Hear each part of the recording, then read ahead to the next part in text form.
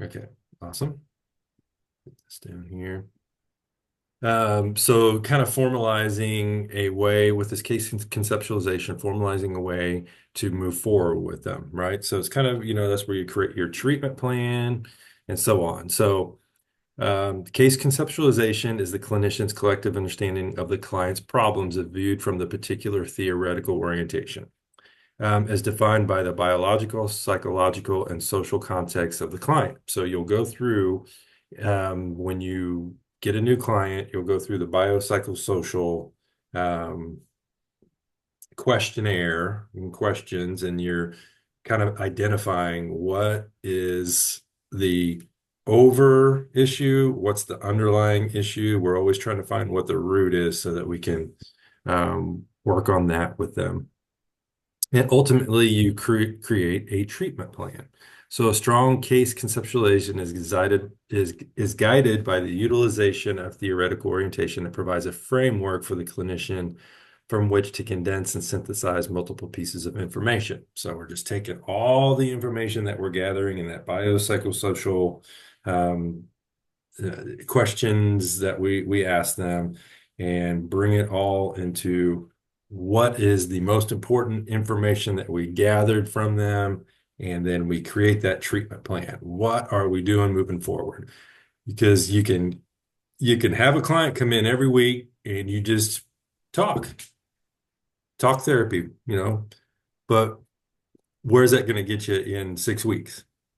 Right? So we have to have a plan put together where we want to go, because there's nothing worse than having a frustrated client or a frustrated therapist, when we're not uh, showing progress or moving towards something, right? And you know that in your life. I mean, if you've, I know me, I've had times in my life where it just seems like I'm floating down a river or whatever, without an oar or anything, just letting the river take me.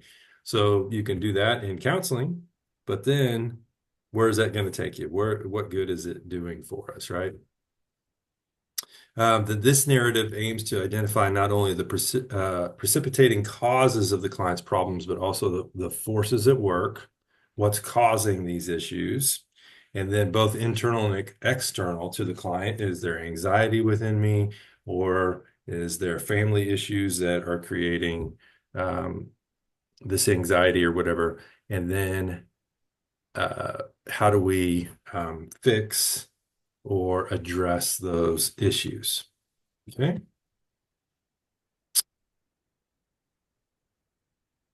So we went through that. Okay, so SOAP notes. So when you get done, you've created your treatment plan. So after each session, you'll create a note. So there's different kinds of notes. Where we're at, where Abundant Life is, we use SOAP notes. So what that stands for, SOAP, stands for subjective. And so what that sounds like from the client, I wanted to talk to my kids about how guilty I feel about my drinking. Okay. O, the objective, tearful at times. This is what we observed. Gazed down, fidgeted with shirt buttons, etc. And so assessment. Client has gained awareness on how drinking behavior has embarrassed and hurt his teenage children. He expresses intense feelings related to his drinking and appears to assume responsibility for his past behaviors. That's the assessment, where we're at. So, what's the plan, right? Completed um, the plan on goal one, the objective. Continue with goal one, objective, blah, blah, blah, in next session. So here's what we're doing each time that we're meet with them, so that we know this is what we want to bring out of it.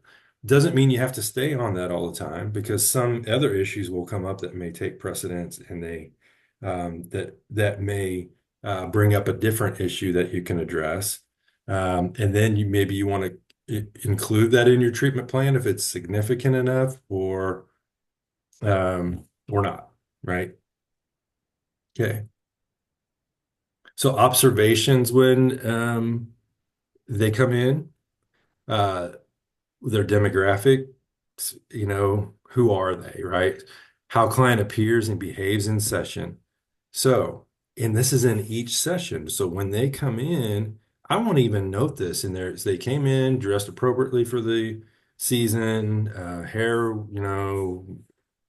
they were dressed appropriately, all of that stuff too. Okay, so maybe one day they come in and they look like they've just gotten up, hadn't combed their hair, hadn't, done a bunch of things. They're wearing sweats like they usually would just wear business attire or something like that. Okay, what is different? Okay, maybe if it's a Saturday morning, okay, a little bit of grace there, right? But what if it's the same time every week and it's something different? What is going on, right? So what's the presenting problem? That's what we want to look at. Why are you here? Okay. Previous therapy experiences. Why do we want to know that? Why do we want to know their previous therapy experiences?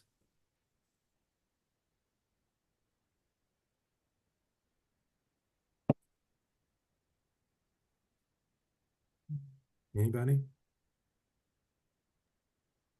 Would it be so that you would kind of know maybe what they worked on before?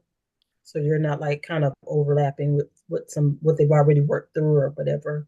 Yeah, very good. Another thing on top of that, Felicia, would be um, how did you work on it? So the what, but then the how. How did you do that? What worked? What didn't work? And it may be that they had clashes with the therapist, maybe personality differences or something like that, or they didn't feel cared for or whatever. I mean, they'll let you know what it was. And so good, yes, absolutely. Then the next, what are their expectations? Right? We know what our expectations are, is to help them. What are their expectations? So, because just think of sales or whatever. If you sell somebody something, you want to know what their expectations were up front before selling them something, right? So, because if you don't meet those expectations, what good is the product that you're giving to them? Same thing in counseling. If they have a view of what it looks like at the end of the counseling, we want that to be what they experience, right? And so that's the treatment plan we can put together, all of those things to get to that. Now, you can help them mold that view and that experience too, as well. What are their hopes for the future? Love that. And then, biggest one, they come in, how ready are you to change? Now, you can even give them a scaling question, 1 to 10. And you know what? You really should just give it to them every time they come in. Very first meeting with them. How ready are you for this change? Scale 1 to 10. How hard will you work to make this change? Scale of 1 to 10. How anxious are you to make this change? Scale of 1 to 10, right? Ask them some questions that let you know that, okay, here are the obstacles to change. Here's what they want to change and their readiness too. Because if they're not ready to change, that's okay. It's okay at first, right? But we want them to move that number up. So what if they come in and they go and you give them a scaling question, how ready are you to change? And they go 2. Okay. Then you may ask questions around what will make it a 5? What would make it a 10? Right? Um, because they can identify their own fears and things like that and let you know those fears and then put that in your notes, right? These are the fears that they have. Let's address these fears. The therapeutic relationship, this is the things you want to look at also is how the client acts towards you, right?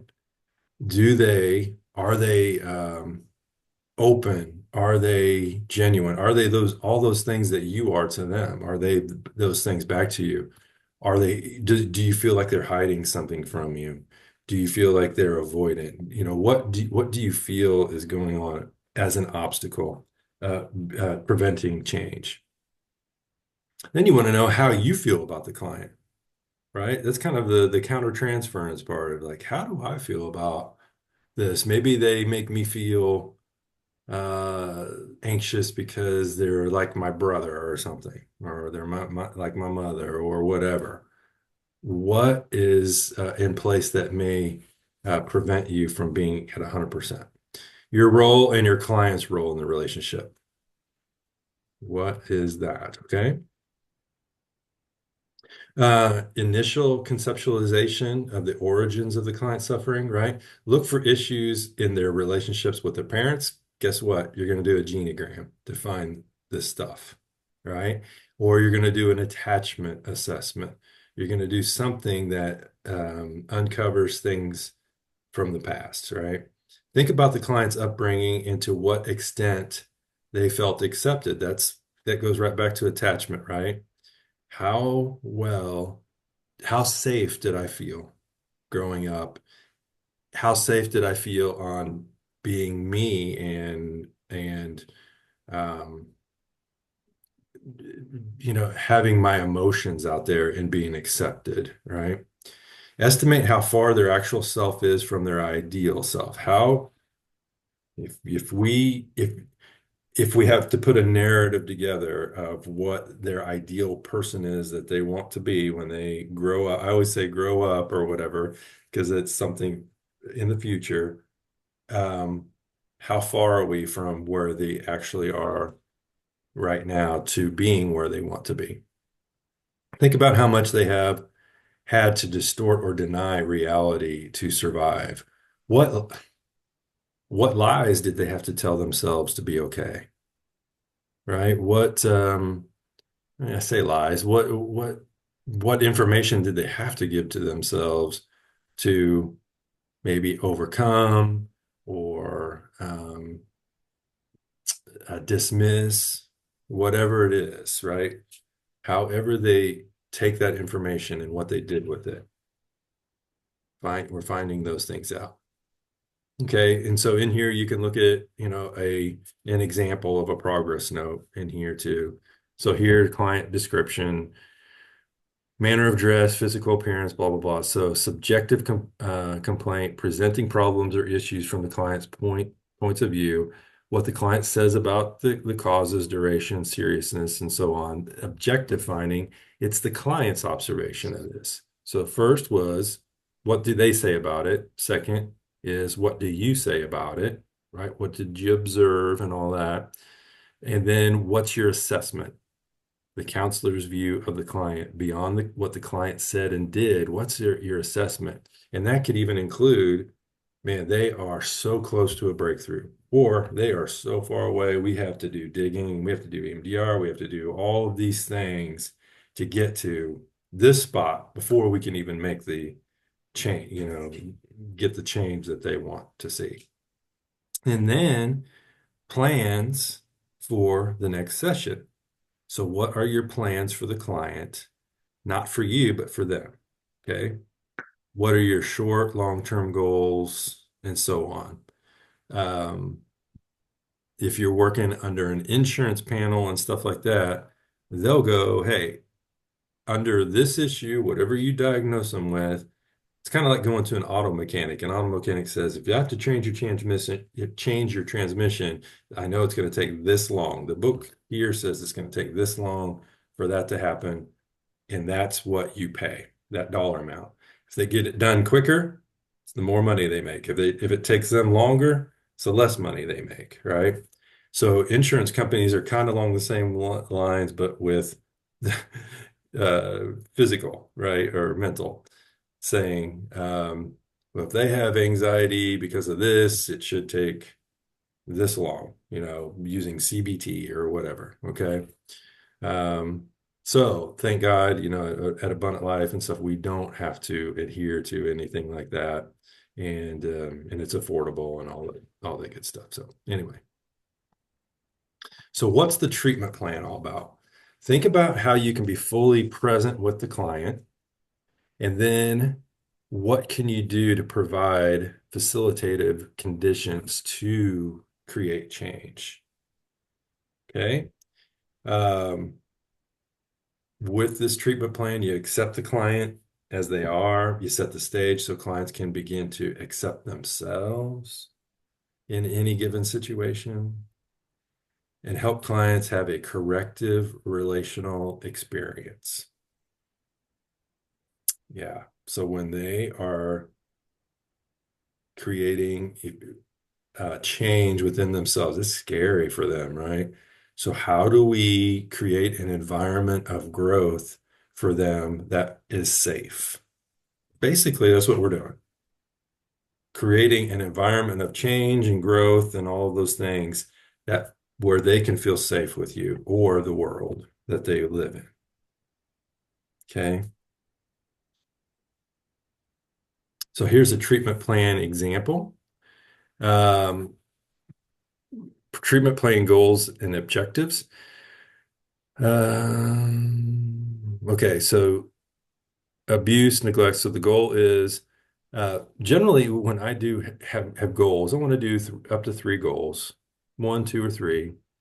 And so the first is share details of the abuse, neglect with the therapist as able to do so. That's, what I need to have done to resolve this issue. Learn about the typical long-term residual effects of the traumatic life experiences that they've experienced, right? What are the short-term, long-term goals, or residual effects that they've had? Develop two strategies to help cope with stressful reminders.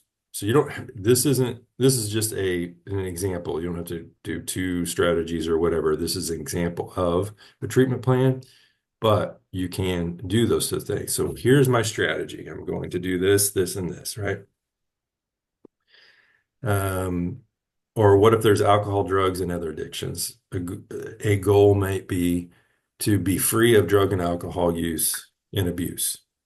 So, how am I going to do that? So, avoid people, places, and situations where temptations might be overwhelming. Explore dynamics relating to being the child, husband, wife of an alcoholic addict, and discuss them each week and at support group meetings.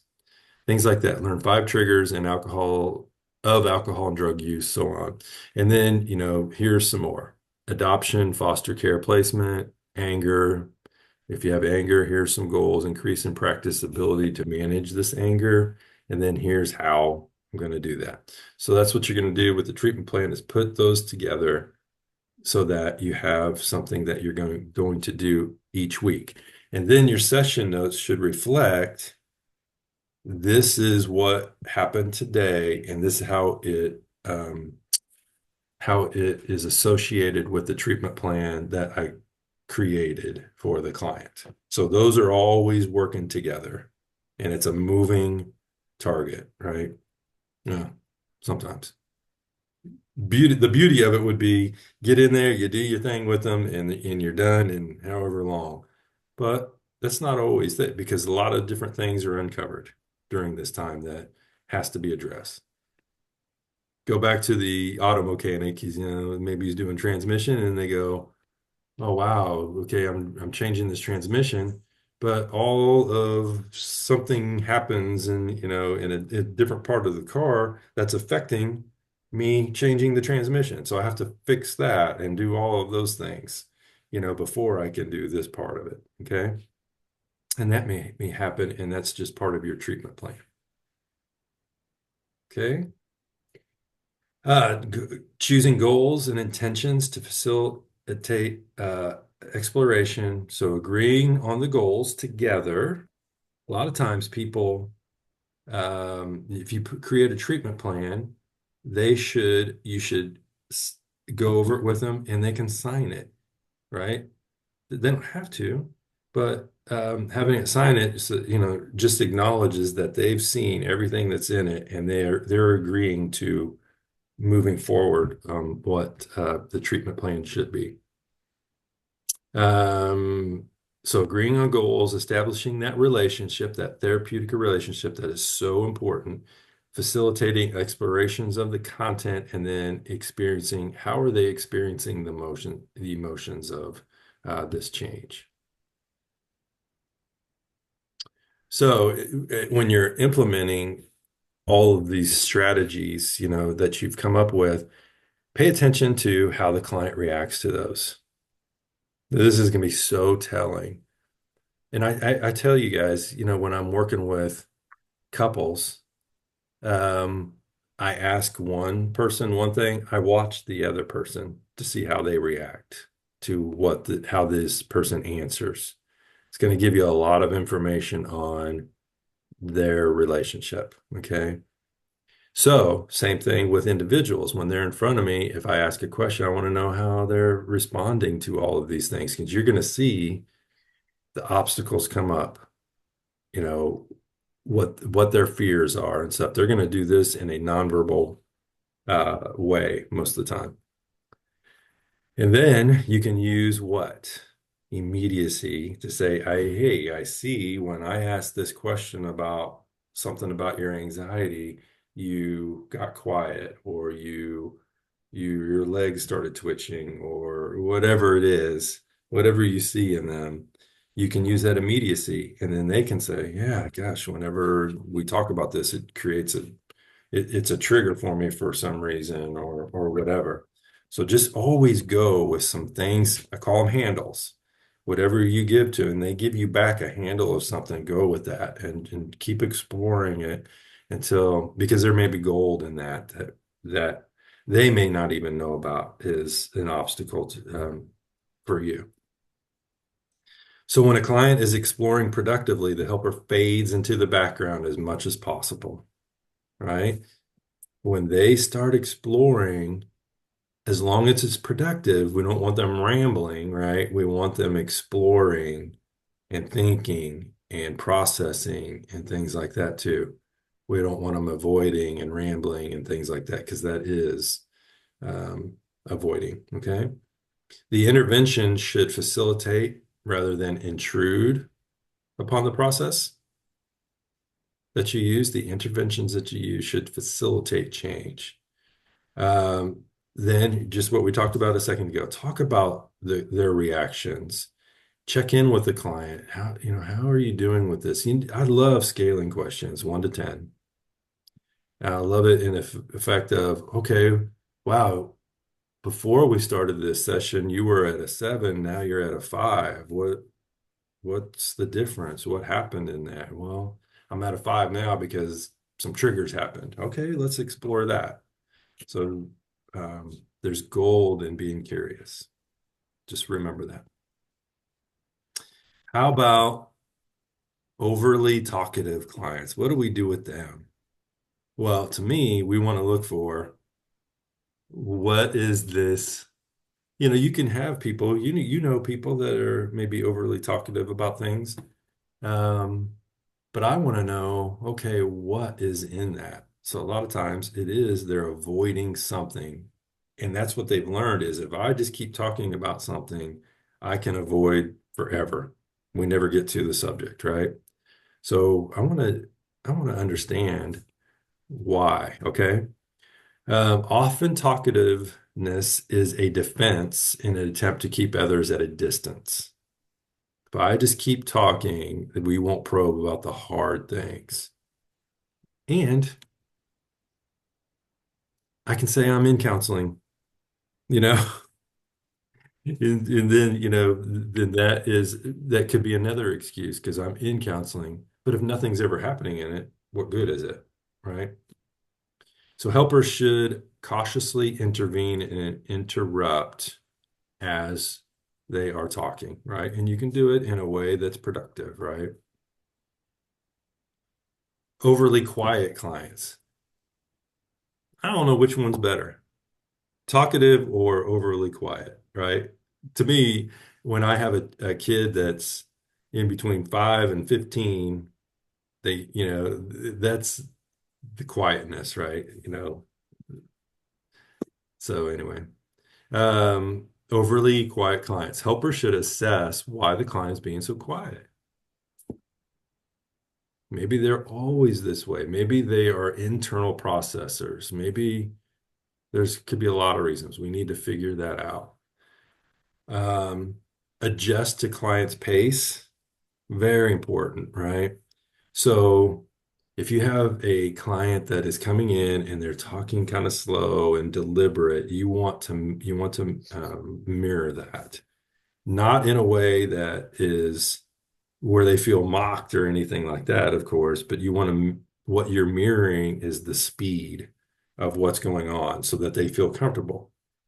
Because if they're slow and they're deliberate and they're processing all the time, if they got somebody who's talking real quick and all that stuff too, that may cause that much more anxiety for them. Okay. So just mirror their pace. Let client open up gradually. And if it's something, that it may take a little bit of time, that's okay. Let it be gradual.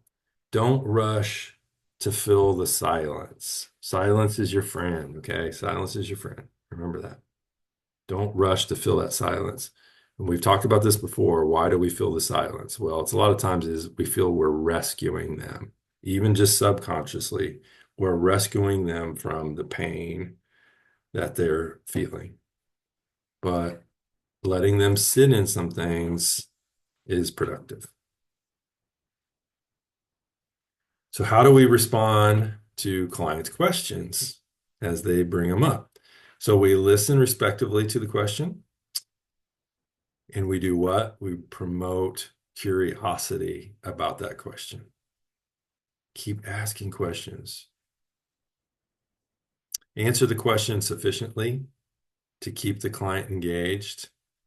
So, you can even say, I'm wondering the importance of that. You can say it in a nice way, however you guys want to do it. But I'm wondering what the importance of that question is that you have, or it's the why. Why are you asking that? Explore possible meanings behind that question. Always be curious and exploring because there could also always be hidden things in stuff that they don't even know about, right? Behind their questions. A lot of it is, some of it would be personal questions about you, right? In the very first session that comes up, they'll want to know about you. I think that's okay for them to ask about you, but I wouldn't give them too much information. I just give them the high level of who you are, just so that they feel comfortable that you're a professional and all those things. But I wouldn't give them too much personal information that changes the professionalism of the counseling session. Okay. Difficulties implementing this stage, inadequate listening and attending, poor skill implementation, asking too many closed questions, talking too much, disclosing too much, giving too much or premature advice, discouraging intense expressions of affect.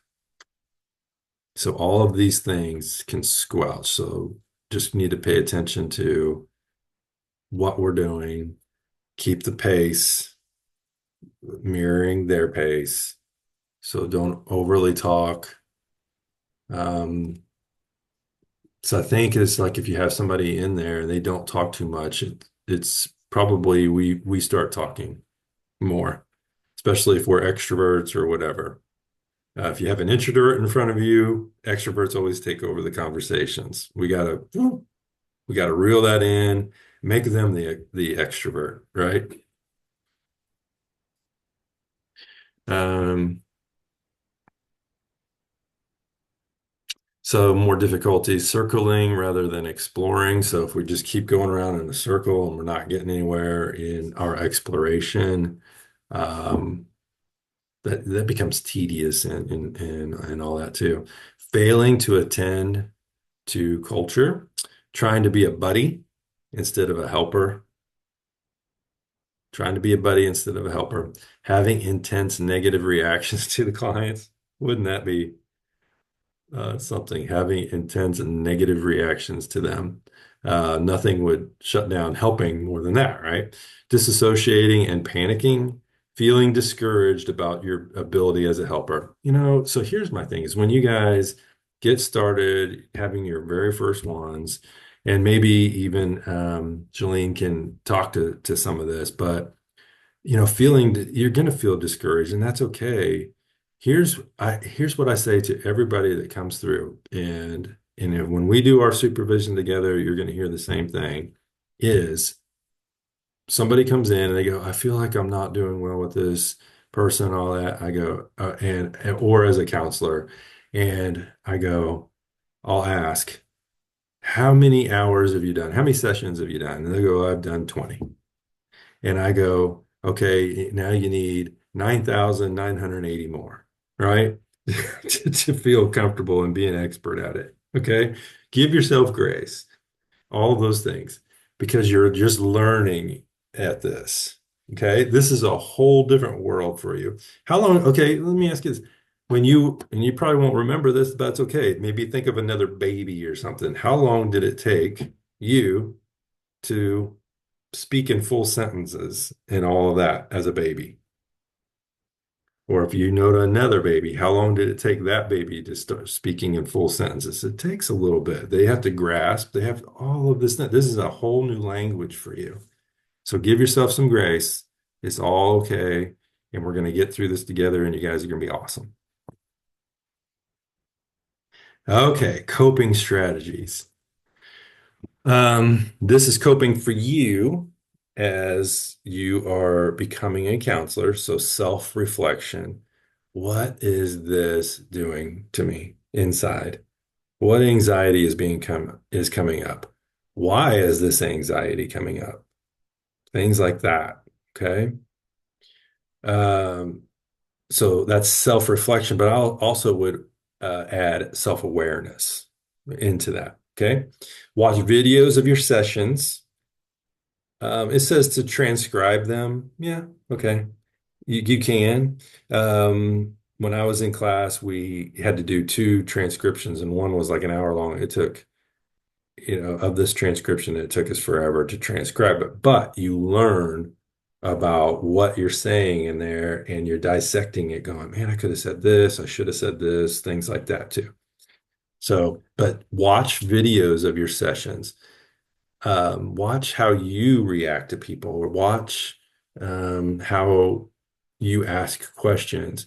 And another thing is you can be an armchair quarterback going, man, I should have said this. I should have done this and that. And so next time you will, okay? Watch videos as you can. Observe models. So that mean, come in when you get started at Abundant Life, we have you shadow people, okay, for a week or two so that you get a good understanding of what a therapy session should look like, right? So what do you want yours to look like, and so on. And practice, practice, practice. Okay. That's what you guys are doing, during helping skills, doing all this practicing. And I want you to see how far you've come from the very first session that you guys have done in implementing skills into it. Right. So our first night, it was conversation or whatever. Now, man, I am implementing all of these different skills into it, and I feel so much better for doing it. And I'm moving towards being a professional, and helping skills is the best. Okay. Emotion regulation, right? We want to pay attention to our emotions in sessions. What gets us triggered? Things are going to happen, and there may be something going on in your life where you may not be at 100%. Okay. I remember, me, my father had cancer, and he was, going through what he was going through. So I wasn't at 100% during a lot of that. And, that's okay. Grace, grace. Okay. We want to focus on the client, positive self-talk. I have a counselor now that I have to do a lot of that with them, to get them to change their way they view things. One of my favorite things to say is change the way you look at things, and the things you look at will change. Right. So that's what I'm trying to get her to do about her own skills. Um, Learn case conceptualization. Absolutely. Read books, do all of those things that'll help you get to there. Return to empathy and use exploration skills. Always use empathy, always go back to always exploring and being curious. And then develop your own style. You may watch a lot of people out there's sessions and stuff, maybe of Sue Johnson, or we watched Carl Rogers earlier, but to develop your own style when you go in and because develop to your own personality, right? Self-reflection. We kind of talked about this earlier, and I would even say self awareness. Okay. Crucial for helpers to become aware of their motives so they can get these needs met elsewhere and not act out with their clients. So even make notes of yourself. If you're doing watching a video of yourself, make notes of, oh, this emotion came up at this time. I need to talk to my counselor about it, or my supervisor, or another counselor. I remember going through school and I had probably three other buddies that I made really good friends with, and we would talk to each other all the time once we started our internship. I would call these people and we would talk about, oh wow, this came up for me and I'm stuck here or whatever. So it helps, okay, to have buddies, okay? So methods of doing this, just kind of what we talked about, journaling.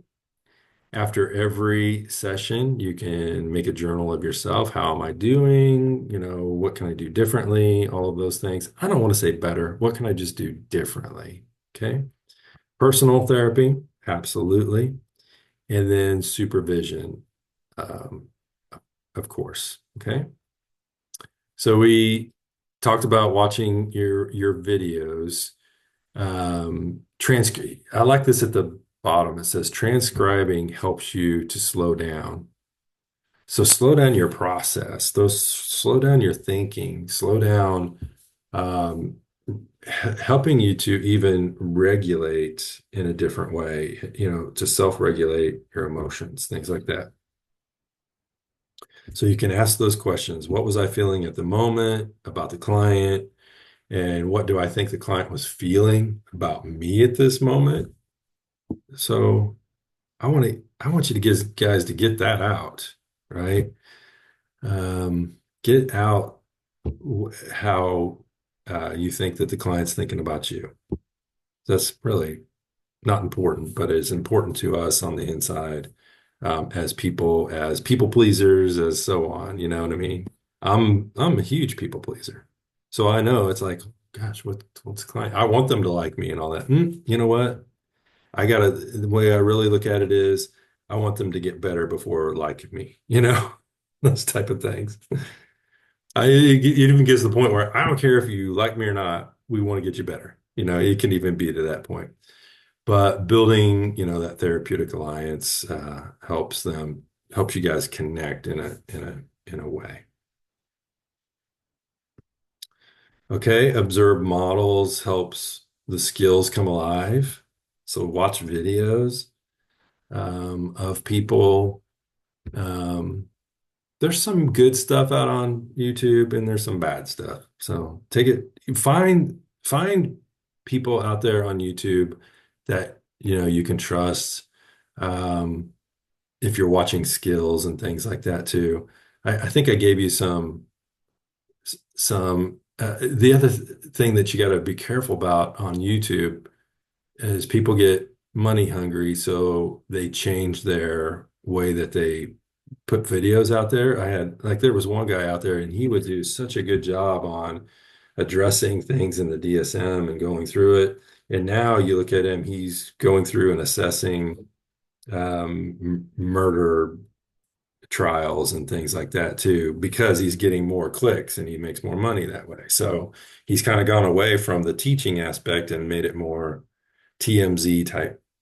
Um, so anyway, so just watch. Okay. Practice, practice, practice, role playing. That to me, that's the best thing. Role play with others, just like you're doing with your helping skills when we get done here, right? Is role playing.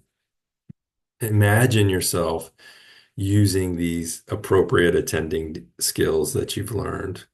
Just keep thinking about, even if you're having conversations with others, how would this be different in the counseling room? How would I make this conversation different? Okay. Emotion regulation we talked about. How do we do that? Deep breathing during sessions allows you to relax. If a trigger comes up, how am I going to? Because here's one thing is if you're sitting there and you respond in a way that shows that you were triggered by something, it may trigger them, right? So, um, or if you do get a trigger, you may want to do something that avoids that situation. You may change the subject instead of exploring their issues. Okay. So that's all about self-awareness, and your supervisor can help you through with that. I can help you through with that. Okay. Relaxation techniques, breathing, and so on. Focus on the client, right? So that's kind of what we just said. Goal is to facilitate clients in the exploration, not for helpers to show off how much they understand about clients, not to show how smart you are or how much you know. It's to help them get better. By focusing on the client, helpers may forget about their anxiety. Have you ever had that? Have you ever sat there and you focus on something different and it gets you away from your anxiety? So what is that? So anxiety is fear of something in the future, right? So if we are sitting there and being present with the person sitting in front of us, anxiety should drift away because we're focused on them in the here and now and in the present. Positive self-talk, we talked a little bit about this. Positive self-talk is a positive influence on the performance in your helping sessions. Negative self-talk is negative influence on your performance, right? Always have so it's like, in the morning, a lot of people, not saying this has to be yours, but we get up, prayer, read the Bible take something from God's word. And then I go through and go, what am I grateful for today? And I end my days like this too. What am I grateful for? What did the Lord show me? All of those things, right? And so that adds to positiveness for me. And you should be aware and attentive to what you're saying to yourself. Here's the other thing. It gets down to your cellular level. Your cells are listening to you, okay, in your body. So learn case conceptualization, understanding why clients act the way they do, and what can I do to help them with um, empathy and compassion for them. So returning to empathy and use exploration skills, ask yourself, how is the client doing? How they feel? What's going on with them? What would it be like to be the client? That's how, when I'm sitting there, when they say something, I'm trying to draw from something within me that connects with what they just said so that I can be sitting there right with them and understanding that emotion that they are.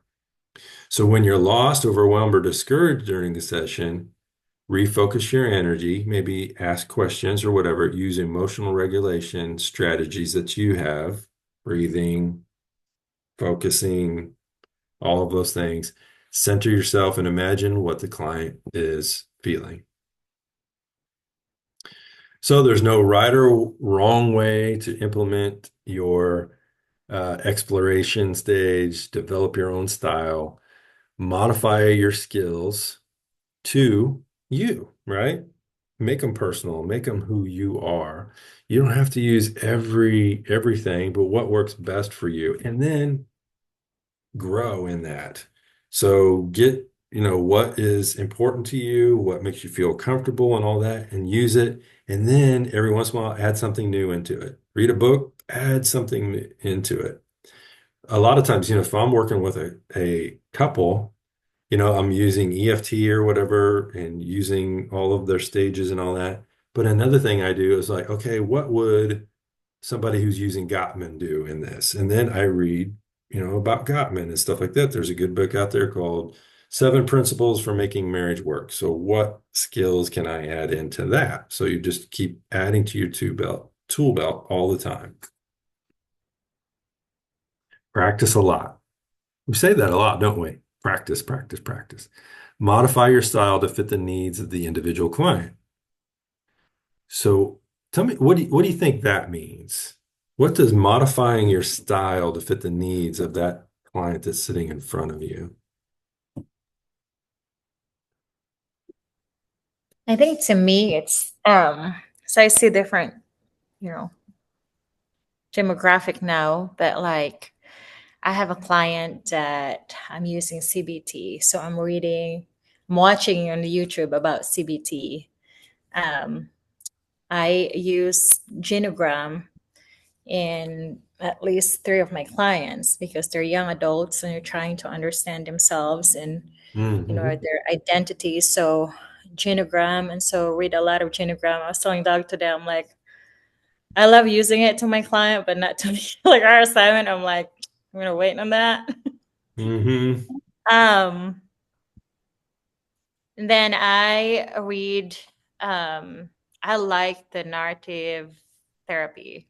I Hmm. just like have them like retell their story in a way that it's positive. I love that. Yeah. So I love that.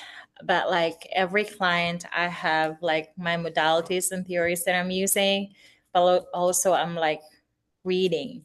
And most of the time, I watch videos because I mean, come on, let's Yeah. all agree to it. Videos is easier than reading. So um, that's what I've been doing. But I have a client now that I'm like, we're stuck, and I asked her, um, what can I do or what can we do together? Because I asked her last night, I'm like, where are we in our session?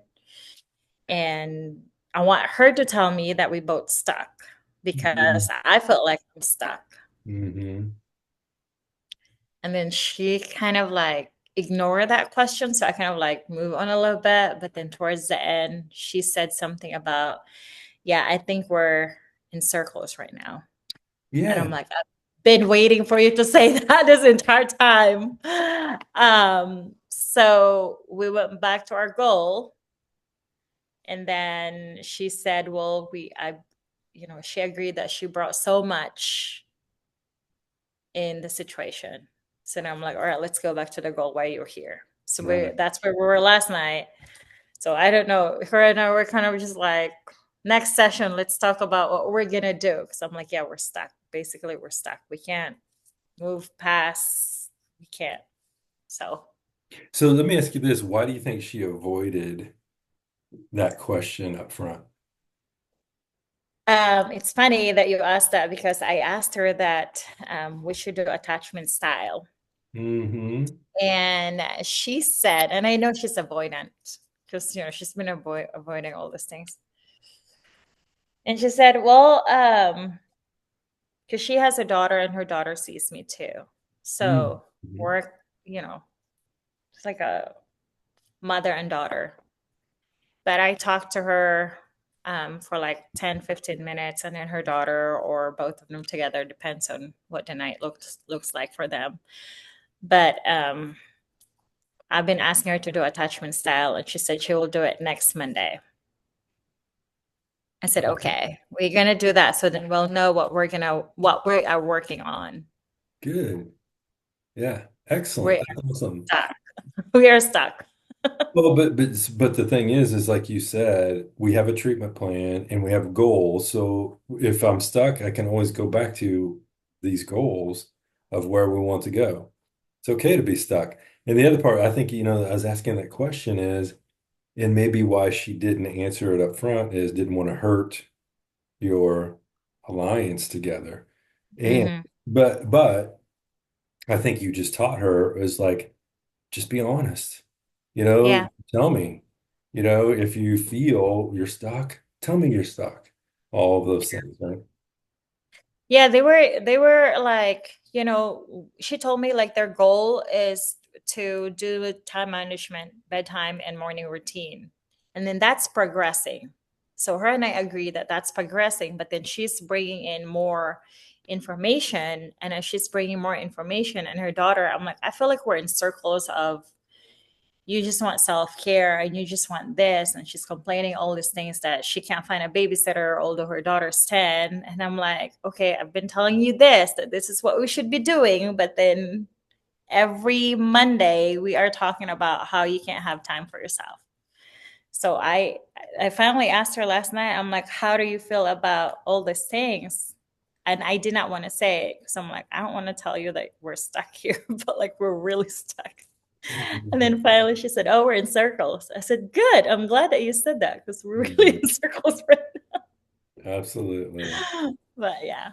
So And it yeah, sounds like she's avoiding dealing with why she feels the need for self-care and doesn't feel like she's getting it by running in circles. sorry, what were you saying? It kind of sounds like she's avoiding the underlying issues by running in circles. I agree with you. I agree with you. Yeah. But and it also could be we haven't uncovered the root yet, or she knows the root, just like what Cindy's saying is knows the root, but I'm avoiding that because I know there's going to be a lot of pain with that change, and I like talking to you, and that type of thing, so I can work on No. these things. Yeah, and that's how I felt too, because I felt like she doesn't have a friend outside, so I'm becoming her friend. Yes. But she's like, "Oh, you're a mom, and I told her I Mhm. have daughters too, and so she's like, "And you understand?" I'm like, "Okay," and like we're not becoming best friends here, like, but I can't tell her that, I just felt bad, like, girl, if you're like outside this, yeah, we can be best friends, but You we can are say not that. here to be best friends. I don't know. How can you say that in a nice way? I'm trying to I'm Professional. trying to be gracious. Yeah. Um, I honestly have not find the right words to really tell her that, but I've been telling her that um I'm thankful that you're here and you're asking for help.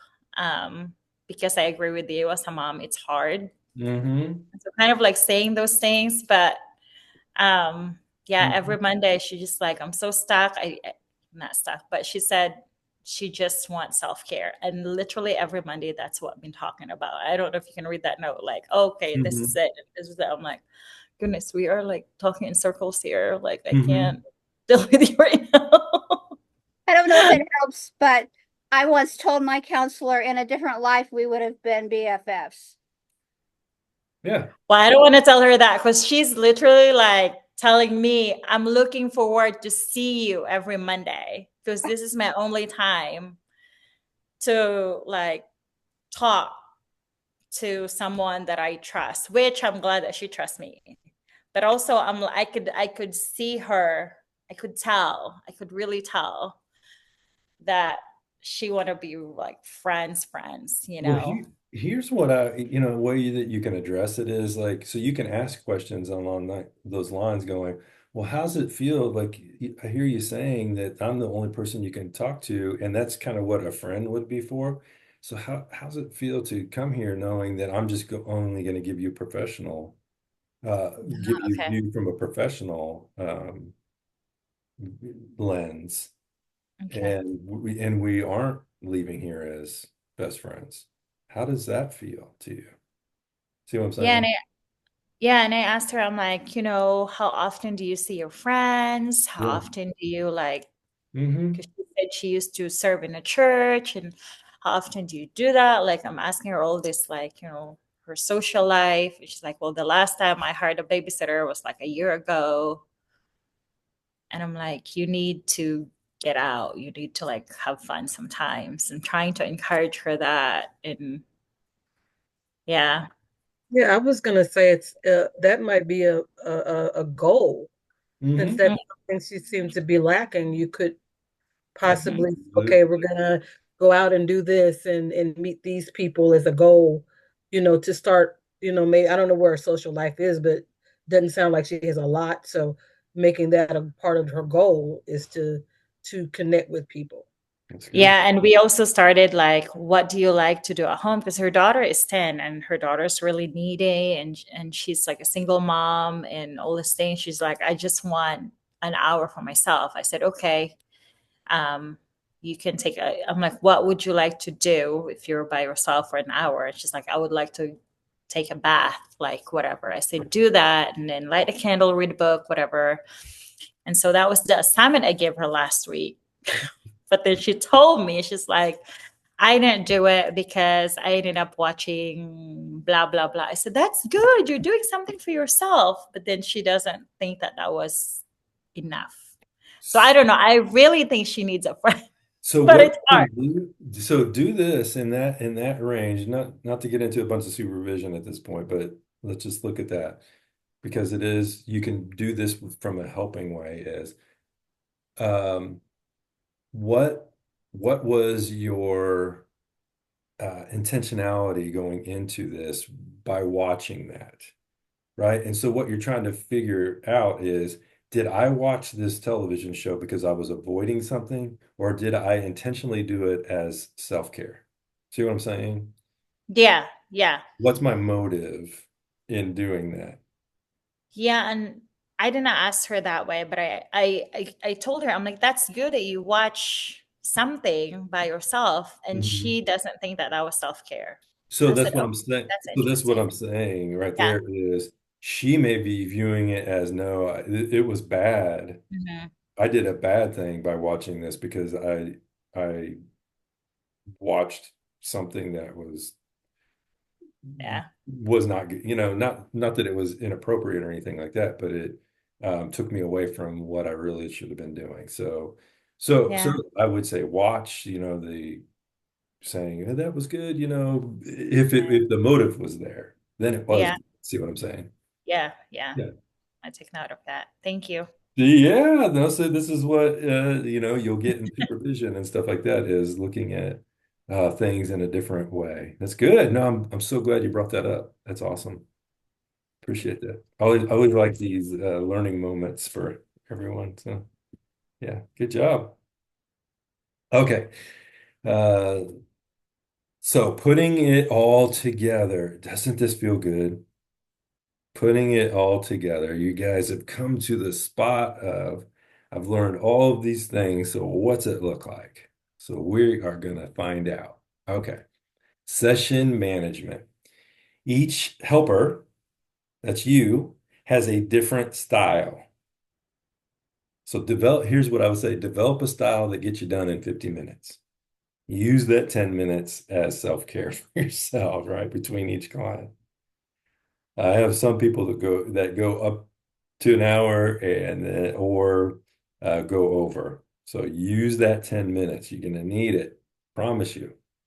Each client has different needs and reactions. Yes, absolutely. Each clinical setting has different policies and procedures. What's it look like to be in a hospital in an ER room or work as a counselor in a hospital, that way, or a counselor in a grief setting or abundant life, in a clinical and a religious setting. What does that look like? So there's no right way to implement the helping model. What about says no right way? It should be no wrong way. What do you think? So forget that. No wrong way. Whatever is in your style. Okay. So just to refocus back, intakes are a place to gather information about client demographics, their presenting concerns, their background information, and so on, risk factors, and so on. Okay. Intakes are the helper will be more directive, giving that they are gathering information. So when you're first starting out, just remember this, the intake is you are being directive in that point. And it's okay because you're on a fact-finding mission. That's why I like going out to YouTube and I watch these interrogations a lot of the time. You watch these detectives and they are masterful at what they do because they're uncovering this information. And so they're being directive at that point, and that's okay because you're not going to be directive later as you go through the stages. So the helper still needs to be using attending and exploration skills during the intakes. Okay. But at the end of the intake, helpers ask clients if they want to commit to becoming involved in the helping process. That's where the treatment plan comes into place. If clients are uncertain, helpers might suggest that they meet for 3 to 6 sessions and then reevaluate where we're at. Because at that time, what you're asking them is, are you ready to change?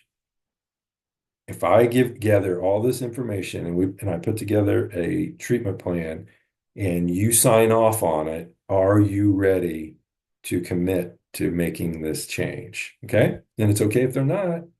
Then you've uncovered something. Remember the change process, pre-contemplative, contemplative, assessing, all of those. Okay. We're going through those stages. Then the work between the sessions is important. So listen to audio recordings, just what Jolene was talking about. I watch, you say I watch YouTube, I do podcasts, I do all of these things to learn. And watch your video recording of sessions if you have them. Write process notes to facilitate the recall of the salient issues that's in these sessions that you uncovered during these sessions. Look for underlying themes. I love this. Look for these underlying themes in reoccurring patterns across all the problems that the client discusses. How does one issue relate to another, to another, to another, to another? So what is the pattern that I'm seeing in all of these things? You're looking for patterns. Work between sessions. Educate yourself about theories. So read books, watch videos, research to obtain a framework to which to understand the client dynamics. So if they're in there, and just the other day during group supervision, somebody started talking about OCD and talking about having what the thoughts. What are those thoughts? Just thoughts.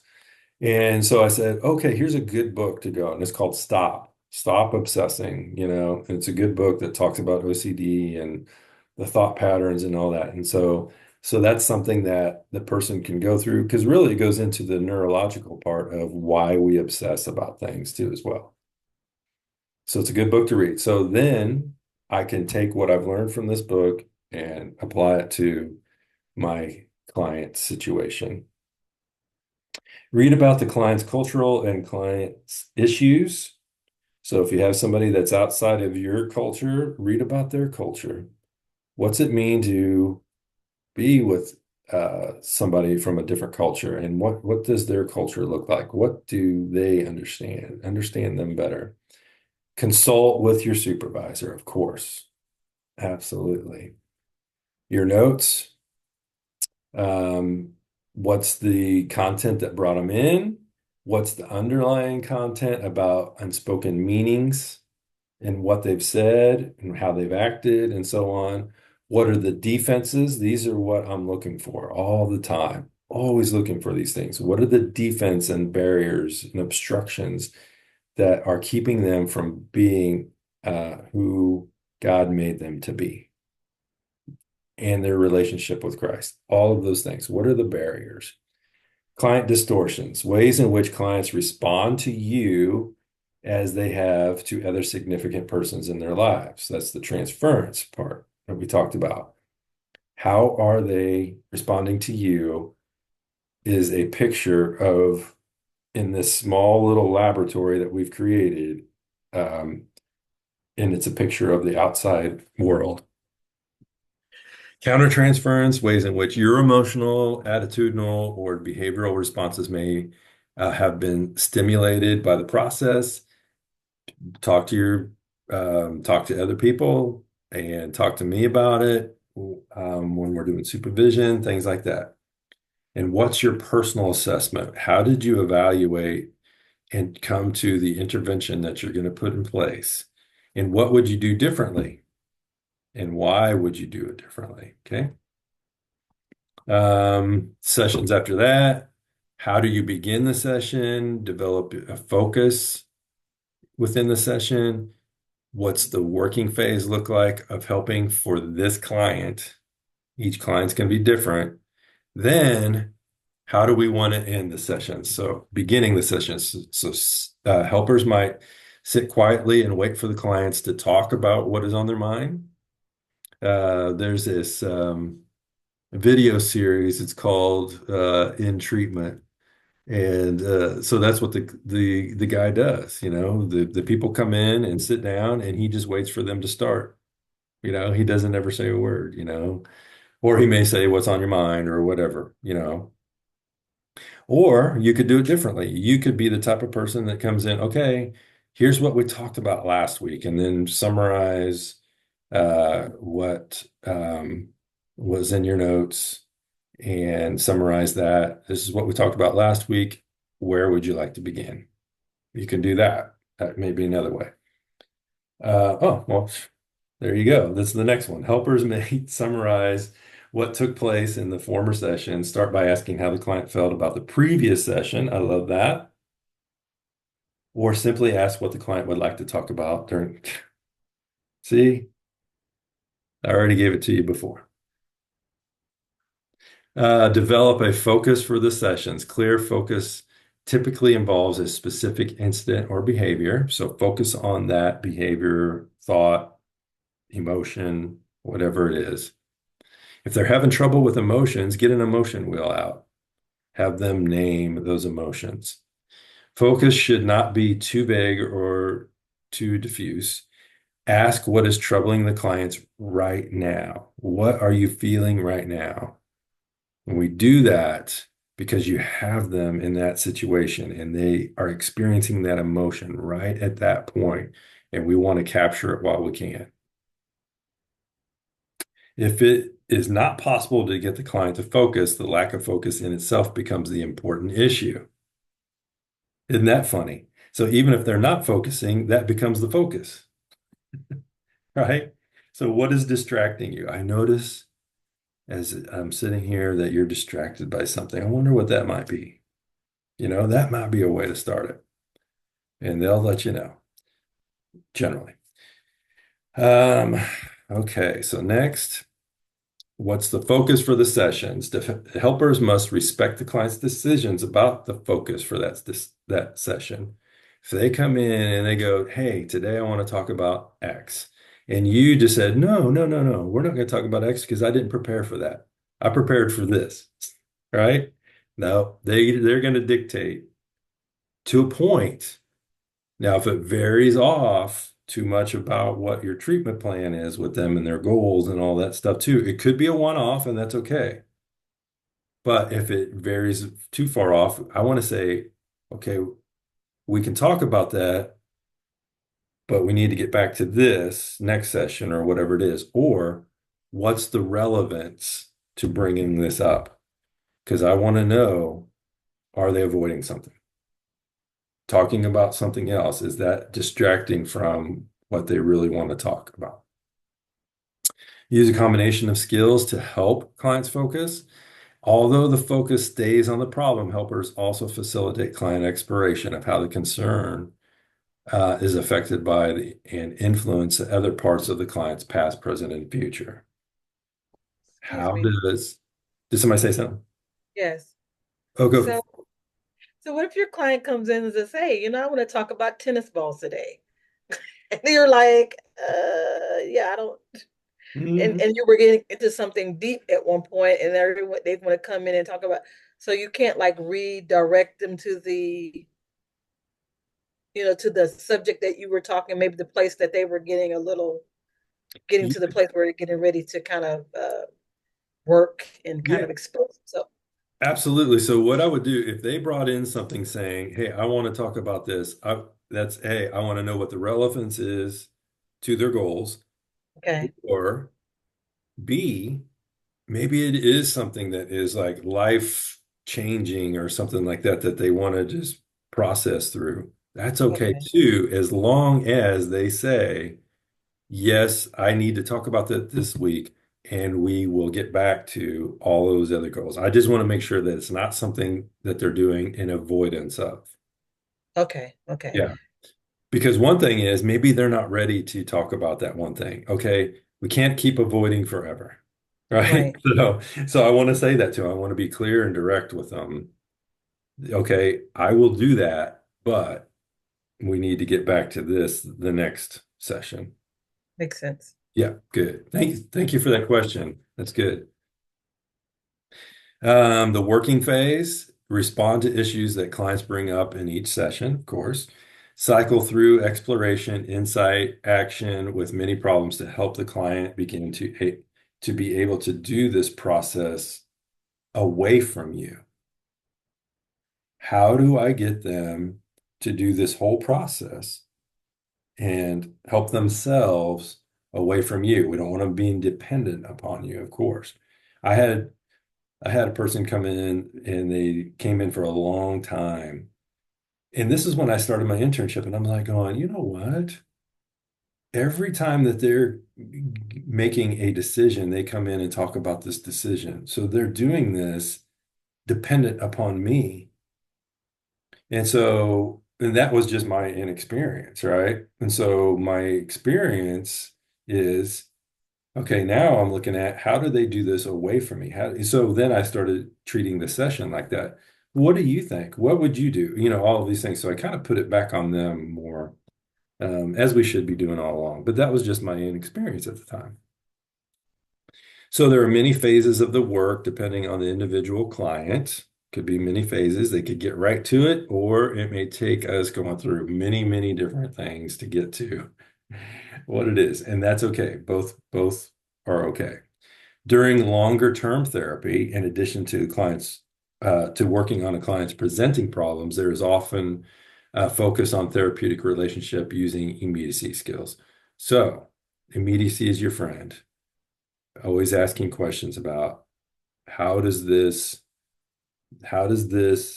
relevant to what we usually talk about, or I noticed when I asked you this, your body tensed up, or whatever it is. Use that immediacy to uncover resistance to change. Okay.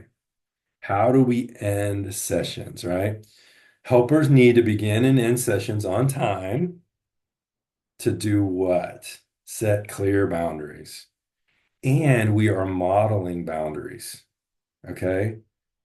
I start on time and I end on time. 50 minutes, not 60 minutes, 50 minutes. I end on time to set clear boundaries, meaning I respect your time and I want you to respect my time. So it's all about that. And where else are they in their lives not showing up on time or going over and going over boundaries and things like that too? Always counseling. Can say something to the end of the session like, "Oh, our time is up for the day." Or how I would like to do it, I like to say, "Hey, we got 10 minutes left. I want to summarize what we've talked about and end on a way of what are we going to be doing this week?" So give them homework or whatever, things like that too. So you might reinforce clients for what it might reinforce clients for what they have accomplished in the session today. And it's an encourage them to think about carrying these changes over into their daily lives. What did we do today? And this is what we're doing in that last 10 minutes. What did we do today that you're going to work on this week? You did, or encourage them. You did so awesome today at this. Where else can we apply that in your life so that it can practice whatever it is? Okay. Terminating. Good and bad, right? Sad and it could be a sad thing, could be a happy thing. Separation and termination is inevitable. It is time to end after helpers and clients have accomplished as much as they can within the confines of what you contracted with them. One goal of therapy is preparing clients to leave therapy and become self what? self-reliant. That's our goal. How do we help them to leave? Isn't that what you do as parents? You raise your kids, you teach them how to speak, you teach them how to eat, you teach them how to all do these things because you're preparing them for life. Then, as they become teenagers, you help them with finances, you help them with all of these things to prepare them for what? Life outside of home. Because eventually you don't want a 30-some-year-old kid uh, hanging around your home, eating all your food, all of that stuff. You want a 30-year-old who's productive and because you've taught them how to get to that next level. So we're always helping them, preparing them to leave the session. Here's one thing is they will come to you and say, okay, I'm doing good. Now I want to move to every other week. No, no, no, no. We don't want you to move to every other week. You're ready. So we will take the next 3 weeks to make sure that you're prepared. Okay. So you're going to get this a lot. They want to do because they don't want to say goodbye to you or they want to retain you in some way. So they will say every other week or once a month or something like that. So here's how I would handle it is, okay, nope, we're going to finish it and then we're going to be done. Or if it's a thing where you want to put them on a little maintenance to make sure that they're doing homework and things like that, say, I will let you know when I have cancellations and you can utilize that spot. So that would be, you call it a bench of people that you can put in at any given time where they're just working on maintaining or something like that. Charlie, did you have a question? Yes. Um, whenever you said the goal is, to become self-reliant, I'm wondering, is that something you make clear right from the beginning? Yeah. Like if it's, hey, our goal is for you to be done, because it seems like our society is completely the opposite of that right now, our culture. Yeah. Yeah, no, that's one thing is, say, hey, this is what, put it in your speech, your prepared speech when you get started. Hey, here's my goals of therapy, and this is what I use for everybody, is to help you become the best you that you can be, self-reliant, all of those things. That's my goal for you. And we're going to work out what your goals are. Okay, so you always say, my goal for you is for you to be whatever it is, self-sufficient, reliant, self-reliant, all of those things. Or improve your relationship with others, improve your relationship with Christ, whatever it is that they want. Good. When to terminate, sometimes imposed by external time limits, meaning insurance companies, things like that. So Abundant Life, where I work, we don't have to worry about that type of thing. We're not on insurance panels or anything like that. So some people, if you're charging 150 an hour and they can't afford that and insurance is only paying for 10 sessions, they need to end on that or they keep paying out of pocket, things like that too. If they need more work. So, or if it's court mandated or something like that, there could be external forces that say this is a time limited thing.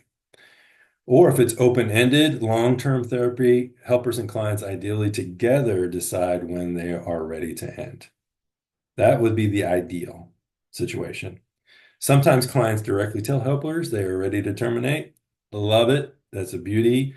And you can even help them determine, yes, I think you're ready, or you know what? I don't think you're ready. We haven't worked through these things. Because they may say they're done because they're avoiding something or whatever it is. So make sure that they say when they're done that you have hit all the goals with them. Okay. Other times helpers have to suggest to clients what they think it would be a good time for them to terminate.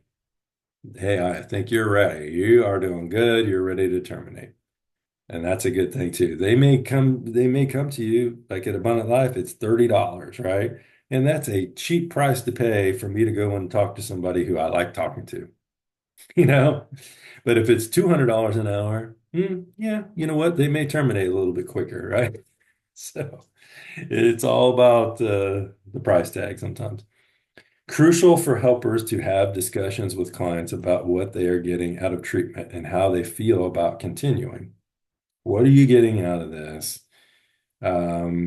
What's keeping you here? Blah blah blah.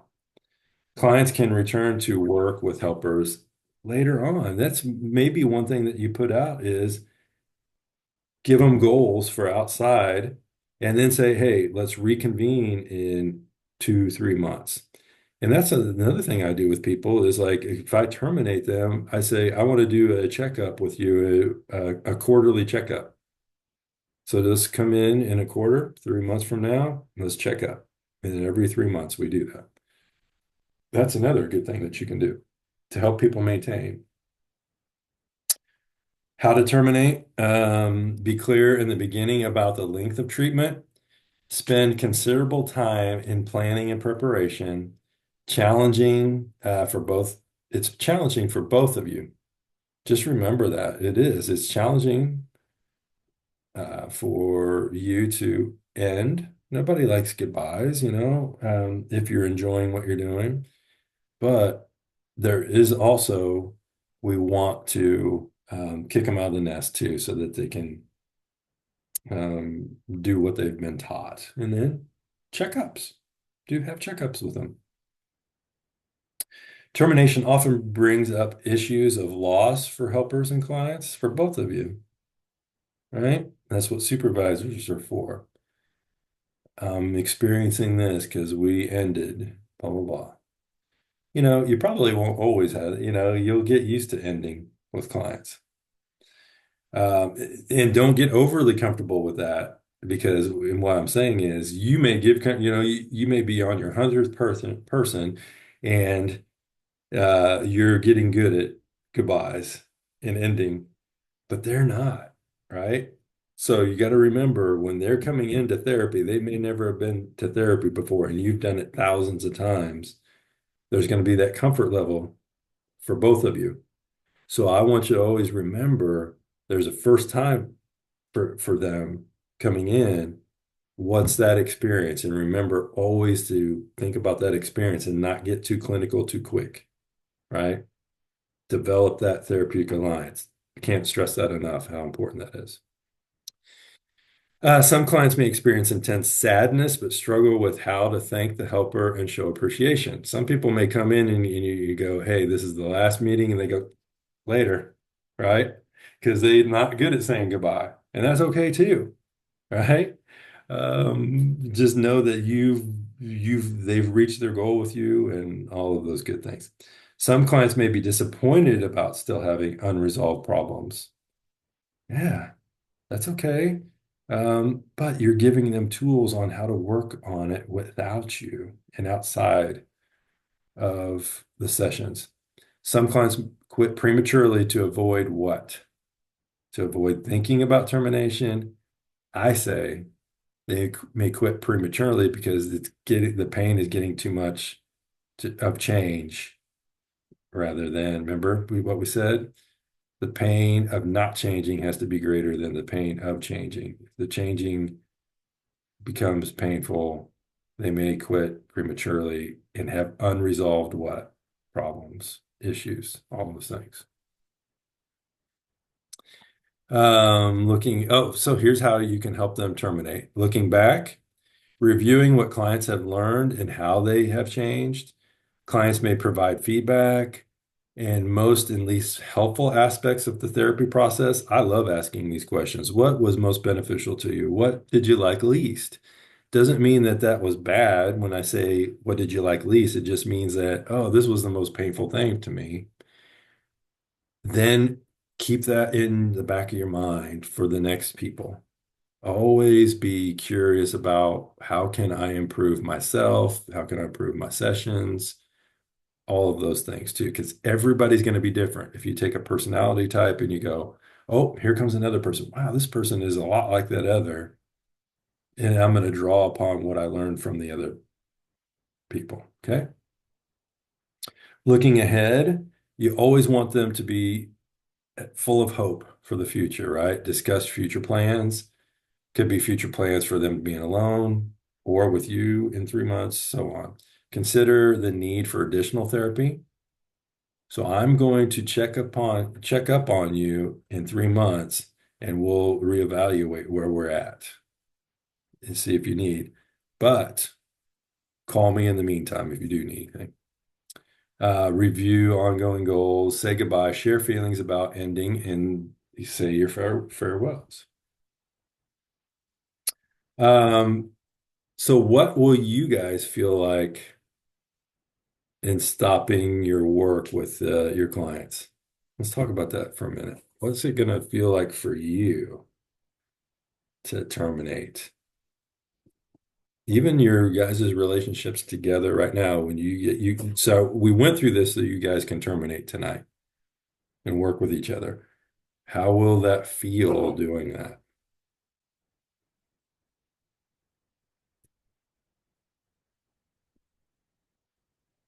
Sad. Tell me about that.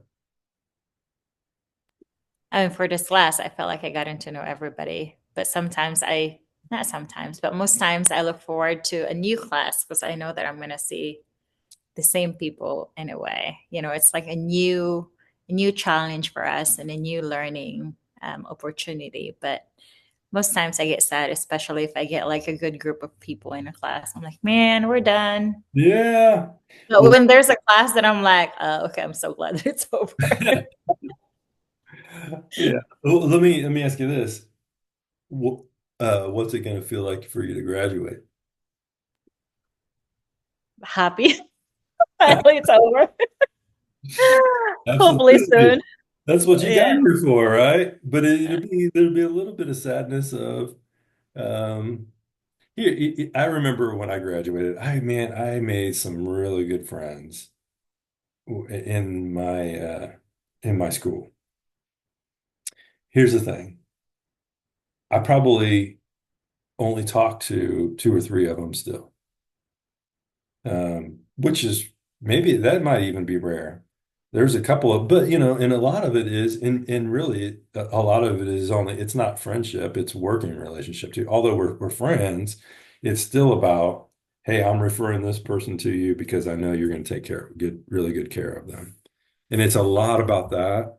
But um, as I'm referring or whatever, we check up on each other. How are things? How's life? How's those things? So that we always have that connection. But I'm telling you, there's a lot of them, I don't remember their names, and it's almost sad that way, but that's just the way to be. You guys are in a smaller cohort, but mine was in, we had 60 people in it. So um, but you can't remember everybody, but you remember some how they impacted you. Right. Anybody else?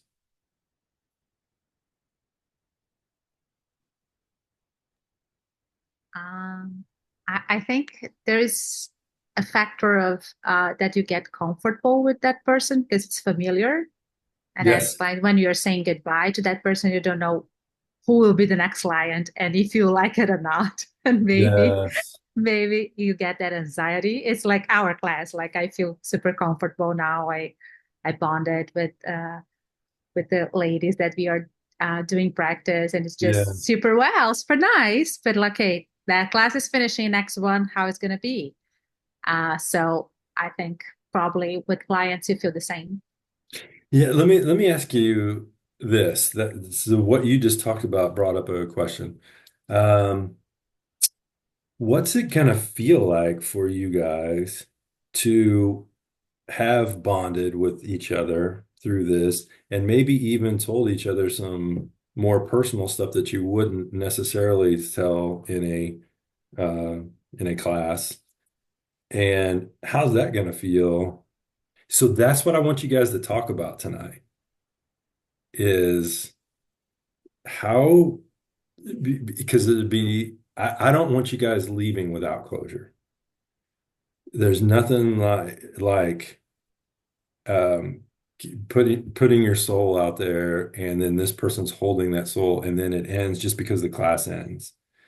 I don't want that. I definitely don't want you to have that experience. I want you to have the experience of some type of closure with each other. And what that looks like is you can just agree tonight or whatever, say, for sake of time or whatever, but we will, maybe you get together again and go until you have that closure with each other, right? And you may have it tonight, and maybe you already have it. Great. That's awesome. I hope you do. But if you don't, just promise that you guys are going to get together one time, two times, whatever it takes to get through. Because maybe you guys are right in the middle of something. You haven't hit that end stage yet. That's okay. Give yourself time to get into that stage where you can end it in a healthy way, right? Because you guys are becoming counselors, right? And there is that responsibility of ending in that way too. Does that make sense? Yeah. And I mean, I love that you guys are working together. It's really good. And in reading some of the papers and stuff like that of the how you've processed and where you've come and where you've been is amazing. I love that. Charlie, were you gonna say something? Yeah, I was actually what you were talking about, like with some kind of follow up, was the main thing I was thinking about. That when I think about, what I'm going to experience when I leave, someone's like 6 months later, I want to know how they're doing, and Yeah, yeah, even like with Dylan, I want to know. I'll probably see him in class somewhere, but I just mean, it'd be yeah, nice to have. What if there's some kind of way to like, hey, there's a 6 month checkup. I don't know, just send me an email, something. yeah. Absolutely. I would love for you guys to do that. That would be great. I mean, obviously, Charlie, I'm going to block your phone number and just completely ghost you after this class ends. We can never talk again. Really? No, but you'll That's definitely still be getting Daniel and Zoe like at yeah. least Well, every other that's week. But on your point, I want to talk from kind of the other perspective. yeah, If you don't mind here.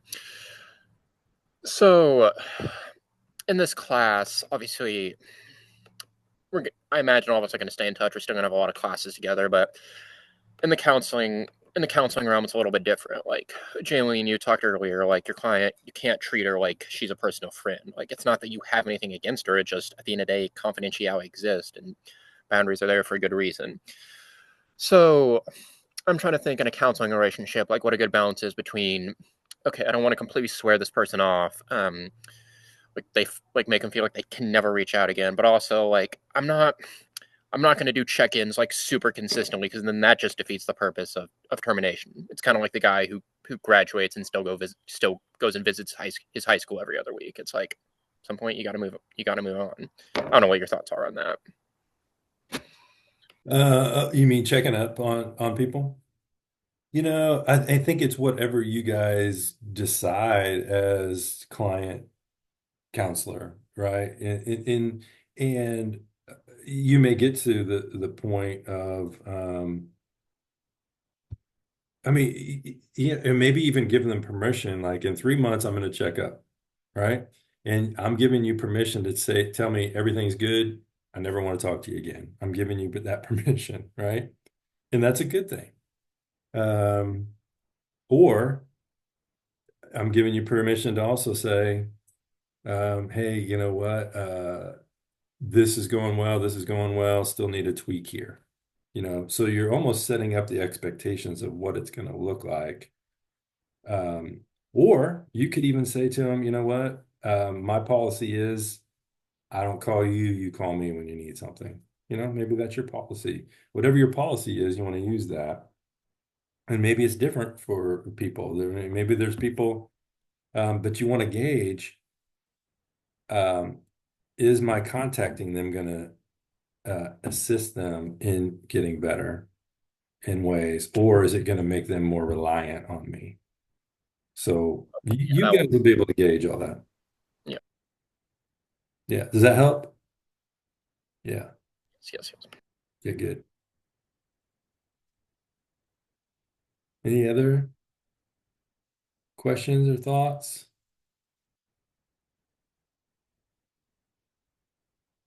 I agree with what he said though. I think it's kind of like depends how you want to communicate with your client. Because right now, I'm in Abundant Life, they told us to do, what was it, Dog, Google Voice, whatever the thing is. Oh, yeah.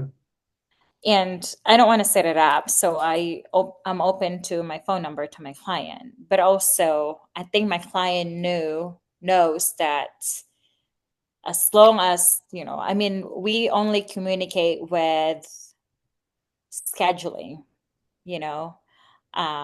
If they Mhm. want to cancel, or like last week I had some training, so I had to like move my clients around, like schedules and that. um, I had a client that texted me and he's like, hey, I went to my doctor and da da da da. And I responded to him. I'm like, let's talk about that in our session. Like, I'm not, and I learned that from Doug, because Doug was like telling us that don't do that, do not cancel them um, through text or a phone call. So it really depends on you how you want to communicate with your client, and you kind of want to make that clear to them in your intake session. Like, hey, this is my number. You can communicate with me if there's anything changes with scheduling, stuff like that. But you don't want to open like, if there's anything you need, you know what I Yeah. mean? Like, if there's anything like you're dying to tell me, like, you don't want to say that. I did not say it. I just said if there's any changes in your schedule and all that, then we can communicate. Yes. So you need to be specific in what you wanted to communicate with them, or them communicating you. Because again, this one client of mine just 1 a.m. texted me like, hey, da, da, da, da. I'm like, I'm not gonna respond to you, whatever. Yeah. Like, Oh, good. he knows it. So yeah. Yeah, it's so great. So it is about boundaries, and that's the thing is you're modeling boundaries and saying, I'm giving you my number. Um, there's some counselors out there that don't give their number at all. They just give their email. And that's maybe what you should do or whatever. But you want them to be able to get a hold of you. If you give them their email, you gotta be available with that email, meaning if they tell you that they're canceling or something like that, you want it to be responsive so you don't charge them anyway. I'm So bad with emails. That's why I give my number. yeah, well, and so that's good. So, but then that's where you're clear. I love that you said that. So you're clear about I'm giving you this number, but it's only to be used for these two things. Canceling with me or rescheduling. That's it. All right. Because they're going to take advantage of you, your niceness, and your people pleasing and all of that stuff. They will take advantage of that. So, anything else?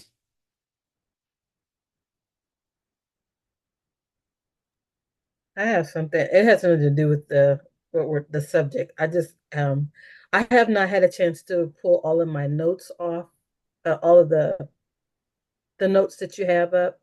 How long will they be up? Um, Oh, I think if I'm not mistaken, can't you guys always go back to all of your old classes? You should have it for as long can as, we? yeah, I didn't know that. yeah, you should be able to go back to all your old classes, I hope. I And mean, pull the Well, notes. you should be able to unless the teacher deletes the class. yeah. Yeah. And I keep all the ones that I've ever taught have been out there. So people, Oh, okay. I yeah. didn't know. Okay, great. Because I'm gonna have to copy those notes. I'm gonna have to go to the library because that's a lot of notes, and I Yeah. couldn't. I normally write notes, but I was like 400 some page. No, I'm not gonna write those.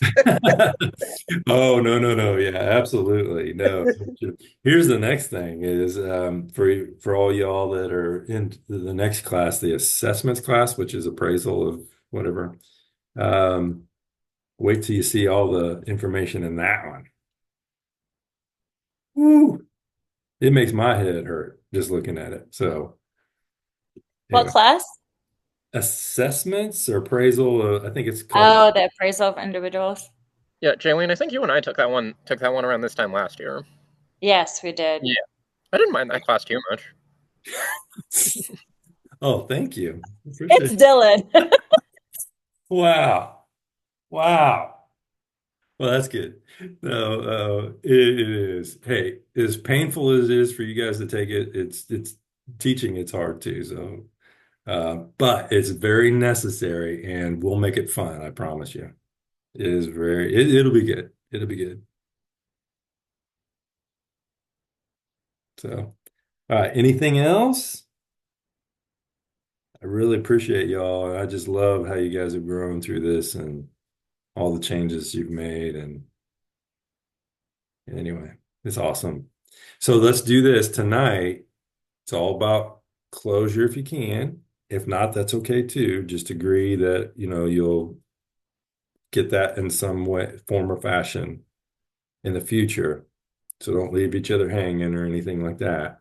So it's all about how do we close tonight? Go back to what you looked in your notes and how do you end the session and how do you terminate and all of those things too. And what you're going to agree upon for future getting together or whatever.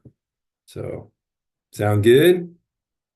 All right. Well, let me pray real quick because I know I want to get you out there on time. We went a little over. So let me pray real quick. And actually, let me stop the recording.